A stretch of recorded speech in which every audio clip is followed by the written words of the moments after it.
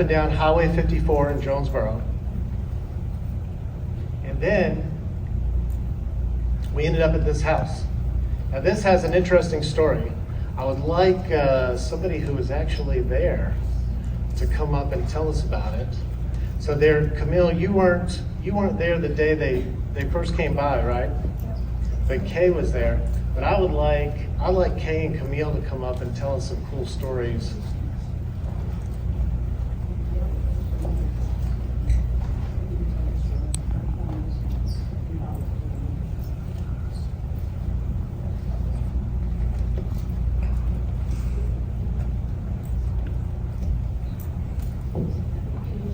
Okay.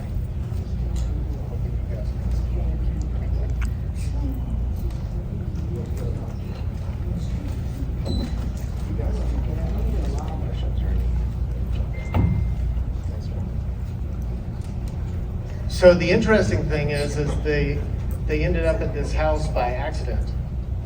So, is that right? What's that? They ended up at this house by accident. Yeah, we were having a yard sale. And they got lost looking for a house on Main Street. So they pulled in the drive next door to us and walked over, Hal Needham, a couple of other guys. And he said, lady, talking to my mom, he said, you're gonna think we're crazy. But we were thinking about using your house for a Burt Reynolds movie. So my mom's like, okay. So they looked around and, cause our yard was big enough to get trailers and everything into. So she said, okay, and it worked out perfect. So I've got, this is one of my favorite pictures. So this was taken the day that Hal Needham showed up at your house. Yep. So She wasn't there. Yeah. you're the only one that worked? Carla was a school teacher. I was in school, but this was I think, well, it was during the summer actually. Yeah. So we were all, yeah. So there, Carla told me an interesting story. She was very suspicious of Hal Needham. Yeah. It was like, I need some identification. And so Hal Needham shows her his belt buckle, which is, it's hard to tell in this picture, but it's a Stunts Unlimited logo like on the hat. She's like, that's not an identification. She was suspicious of everybody. So then they came back on September 2nd and they did some filming. And so this is Carla. That's Carla. So the day before, she's a huge Burt Reynolds fan. That's hilarious. And she's getting ready, and Burt Reynolds had given her this photo. Thank you.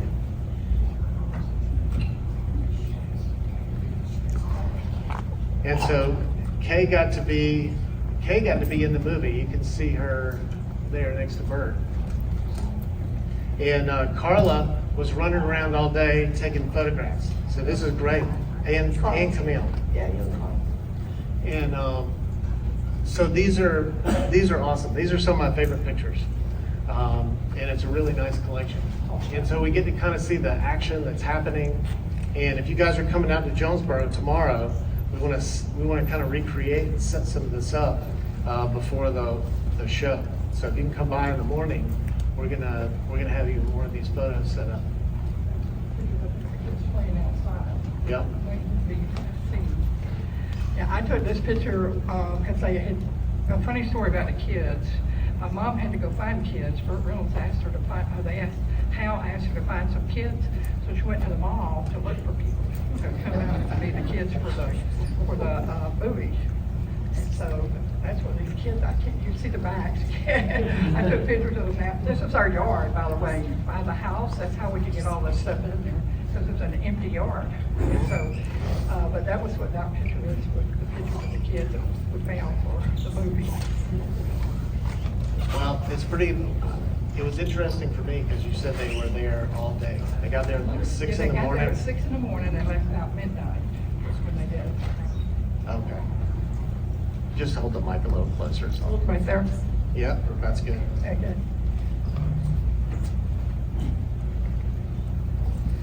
So they showed up. That is Burt Reynolds' little special place to house himself for the day. It was really funny. A story was we all ate with everybody. We ate, lunch and everything.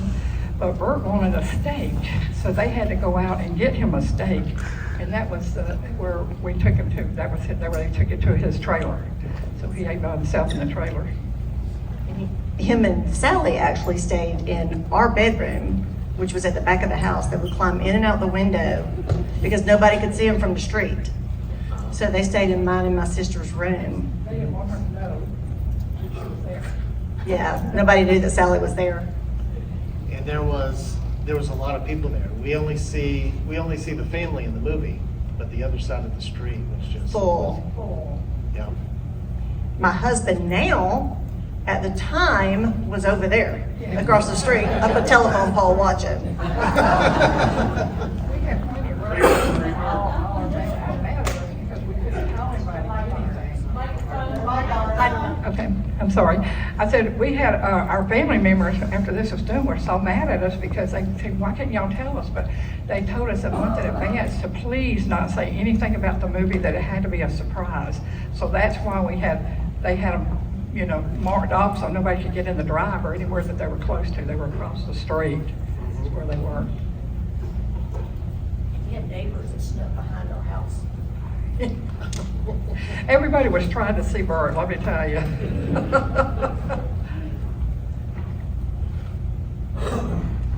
That was funny. Yeah. That, they tried to have me with both legs in the tire swing, but I couldn't get out fast enough. So that's why they had me just have one leg in the tire swing so I could just jump out and run to the truck. How many takes? Probably about 4. Wasn't a whole lot. I mean, I didn't have a whole big old line or anything. That was I did it with the stunt guy or the double a few times and then Bert. So the truck pulled into the driveway that many times? No, it didn't take them that many times to pull into the driveway. It took me that many times to get it right. Walk up to the door. Yeah. Gotcha.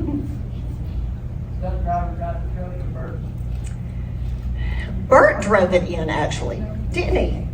I swear he did. No, we didn't get it. The stunt guy did. Yeah, I don't know who he was. But he had I'd have that shirt sworn on. it was Bert. He was a large guy, and he was the stunt guy who drove it in. And I'm not sure how they switched him out, but Bert did not drive it in. Yeah, his stunt person did it, which was excellent, I played Wynette. My name is Linda McClure, and I was a friend of Hal Needham. And thank you, and Hal wrote the part for me, so he told me, and that nobody else can tell the story better than Hal. He's gone now, but what a stuntman, what a director, what a man. And all of us who knew him or worked with him, and there's dozens and dozens and dozens and dozens of stunt people that worked with him. And how many movies? He's got the longest list in the world of stunt men. And his first film was Smokey and the Bandit directing. And he knew how to have fun as a person, but from being on all those films for so many years, he learned how to have fun with the crew, with the cast, and he made us all a family. Bert had a lot to do with that, but it was Hal. He was the leader, he was the boss, and Hal and Bert were very, very good friends. And Hal got the idea for the movie, and he wrote the script, or he had it written, and his story idea, but he was not the script writer. And but he was a boss. He knew what he wanted. And the wonderful thing about it is neither he nor the editors nor the stunt coordinator nor the actors knew for sure that this was going to be a blockbuster. All they knew was that it was a damn good story and they had a ball making it. And that's the bottom line. Nobody knew. We had a good time. And I remember the rap party. It was the most fun that it could be. And we honored a stuntman who had been killed in a film prior, who had been a member of Stunts Unlimited. And so it was honoring him, but it was showing the cast and crew the movie. And that's what they do in Hollywood, is cast and crew screenings. and it's always basically a private party. They still do it today. It's been going on for as many years old as movies are. So we had a cast and crew screening, and of course we loved it. Who are we? We just were in the movie. And this is in Hollywood, by the way. I'm from Hollywood. All the stuntmen generally, don't quote me, are from Hollywood area. And maybe some locals had been hired, maybe some people came up from other states. That is just me yakking. But a lot of people knew Hal, and they were members of Stunts Unlimited, the organization that he formed, the hat which Bo is wearing, Stunts Unlimited. Janet Brady, the double for Sally, ended up to be the first and only for a while stunt woman in Stunts Unlimited. And it happened after Smokey and the Bandit. You want to come up and share the story? Okay. Then I get to lie. No, I'm just kidding. I'm just going to jabber about stuff like that. It's interesting. It's behind the scenes. I know these things because Janet and I became very good friends on Smokey and the Bandit. Actually, we didn't work together. I met her, and we became friends when we came home. Meaning the movie was over, and that started a friendship, and that was 49 years ago. And pretty special people, both of us are, I might say. Anyway, more about Smokey. I was very fortunate to be there for the first 3 days of, the third day of filming is when I showed up. And because Bert wasn't feeling well and he kind of left the set for a while, I think 3 days total. It was Labor Day weekend. Who was going to work Labor Day weekend? And Jackie Gleason came into town. Jerry was around, absolutely. He wrote Eastbound and Down up in the suite at the hotel with his band while we were looking at dailies. Do you know what dailies are? Does anybody know what I'm talking about? Every day's filming, back in those days when we didn't have video, had film. And normally if you're in the area, they would what's the word? Transform from film from negatives to positives. And they would have to do it at a company called Technicolor. Because again, there was no video in those days. Nothing was shot like it is now. And there were two editors. One was on the set in Atlanta, and the other one was at Universal. And they worked very well together. As Bo told you, they were nominated for an Academy Award. Pretty cool. Great film, great edited movie. And took 3 days for the transformation or the transportation of the film that was shot and that had it developed, and then the editor in California would put the scenes together. And then the editor here with Hal would look at the dailies. That's what they do in the movies or videos nowadays. And Hal started something that had never been, at least none of us had ever heard of it. He would invite the whole cast and crew every day to the dailies, which was in the bar downstairs at the hotel. So we got to see the rough cuts that the one editor did in Hollywood, and we got to watch each other and watch some of those, well, amazing stunts. I was not there to get to watch all the stunts. I was only 3 days around. Hal invited me to make sure I saw my dailies. And what a time to be in Atlanta. And I did get to meet Jerry Reed, even though I didn't work with him in the movie. We went to see a Braves game with the Cincinnati Reds, who were staying at our hotel. And Jerry got absolutely swamped and couldn't stay at the stadium. Not a bad story. Who won the game? Hell if I know. You know it was the Cincinnati Reds. It was the Red Machine back in those days. I'm nothing against the what's the team called here? I knew that. The Braves. And it was kind of disappointing. It would have been fun to stay for the game, honestly. You know, I'm a sports fan. But the point is Jerry Reed. Funny. And clever and very smart man. If any of you have heard about him, an amazing musician. And he was, I'd say he was pretty smart in life. All the things he did and what he stood for, his values. And I can tell you that I spent more time with Jerry in my life back then than I did with Bert, even though I worked with Bert in the scene. And one thing nice about doing that scene, I think it was Hal's suggestion. Why don't the two of you go into Bert's trailer or motorhome, whatever we called it. And work on the scene, talk about it, what do you want to do, come back and we'll do it. That was Hal, that was Hal's direction, come back and we'll do it. But his direction wasn't just to actors, it was the scene, the flow of the movie. He had an idea, even though a lot of it was put together later, because that's what editors do, but they don't do it without the director. So that's just a bit of Hollywood truth.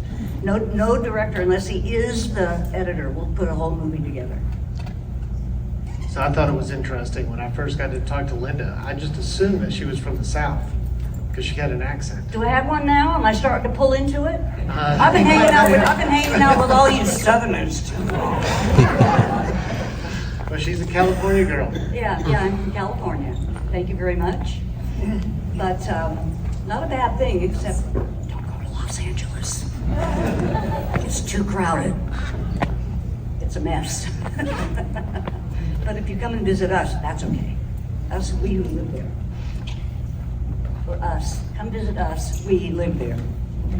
So anyway, if you want to know anything about the back scenes, doesn't Bo have a lot? He did so much research, and he's got these wonderful slides. And I know other people in his research have given him lots of stories.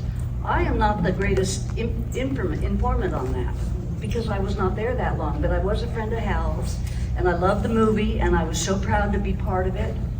And I came back on the sixth day or something of the shooting, and what came back with me were some pretty cool souvenirs that Hal put together for the cast and crew, including, you have a picture of it?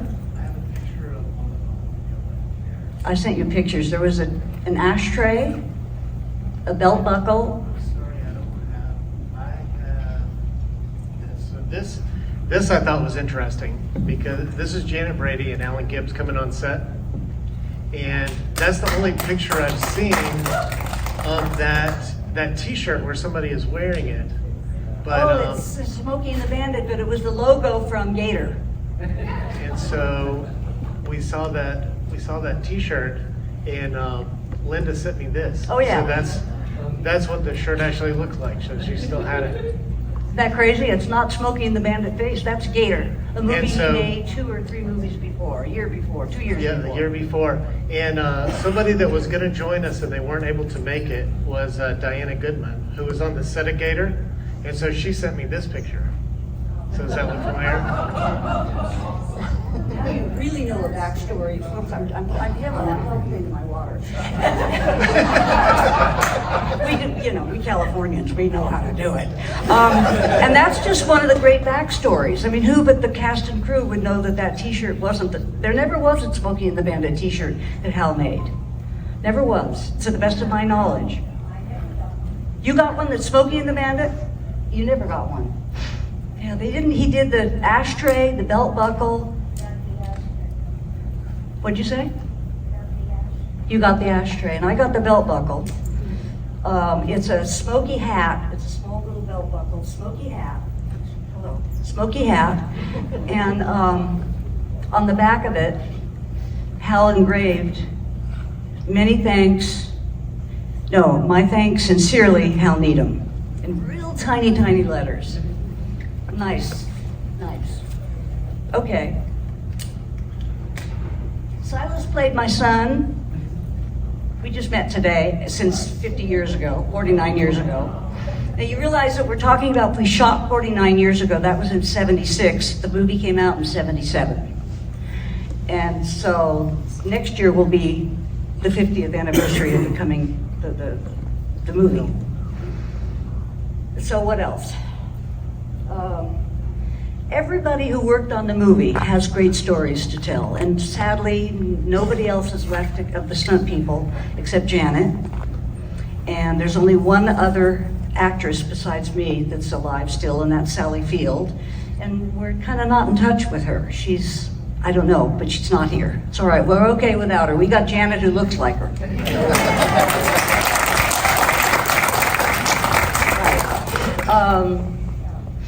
I don't know, you want to ask some questions and see what my mind comes up with? Can we hear the famous line? Which one? Yours. I only have one famous line? Well, the main one. Let's hear them all. Well, why don't you tell me and I'll agree or not? We might need Tim Phillips to help out with this part. Okay, Tim, where are you, baby? Okay, come on up. And there's another guy. Well. Woo! Hello, beautiful. You can't have him. How about gorgeous? No, then I say you can't. No, then I say, No, then you said just turn around. You did it right. And he makes me run backwards. Yeah. And he gets past me and Silas comes in. Obviously you can. What are you trying to do? Start another race? Yeah, there you go. Ooh. And he said, you got Cletus in jail once? Uh, You got Cletus in jail once. I did? Yeah, that's what you say. Oh, I did. I got Cletus in jail once. That's Guess what I did. I haven't read the script in 49 years. I don't know what I said. I don't know when I saw the And movie. Silas, I'll always recognize you. You always get me right in the balls. That's right. That's what he said. Is that actually on the film? Can you hear it? Yeah, he says that exactly. He says, I always recognize you, you little devil. You always get me right in the balls. Ooh. Just like that. I don't think I was right there on the set, but I don't think I heard that. Yeah, exactly. just You like always kick me in the balls. But he walks up to you, yeah. He walks up to you and he says, well, hello, beautiful. And you push me, And I push you and I say, you can't why have do me. you keep talking into my water? They're right. Yeah, we'll walk up and in front. That's the water, another water down. It's okay.